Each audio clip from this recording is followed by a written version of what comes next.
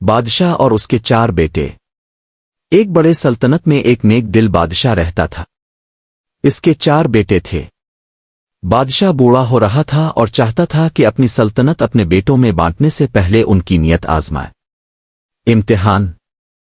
ایک دن بادشاہ نے 4 بیٹوں کو اپنے پاس بلایا اور کہا، میں چاہتا ہوں کہ تم سب اپنی نیت کے مطابق کوئی کام کرو تاکہ مجھے پتہ چل سکے کہ تم میں سے کون سلطنت چلانے کے قابل ہے۔ پہلا بیٹا گیا اور ایک باغ لگایا۔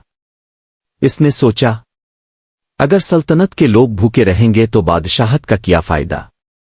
اس کی نیت لوگوں کو اناج اور پھل دینا تھی۔ دوسرا بیٹا کنواں کھودنے لگا۔ اس نے کہا، پانی کے بغیر زندگی ممکن نہیں، میں چاہتا ہوں کہ سب کو صاف پانی ملے۔ اس کی نیت لوگوں کی پیاس بجھانا تھی۔ تیسرا بیٹا ایک مدرسہ تعلیم گاہ بنا کر آیا۔ اس نے کہا، علم سب سے بڑی دولت ہے، میں چاہتا ہوں کہ رعایا جہالت سے نکلے اور علم میں آگے بڑھے۔ اس کی نیت روشنی پھیلانا تھی۔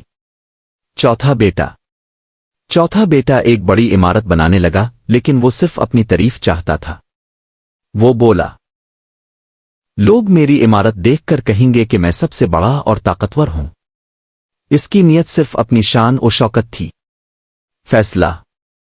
جب بادشاہ نے یہ سب دیکھا تو مسکرایا اور کہا، پہلا بیٹا بھوک مٹاتا ہے، دوسرا پیاس بجھاتا ہے، تیسرا جہالت ختم کرتا ہے۔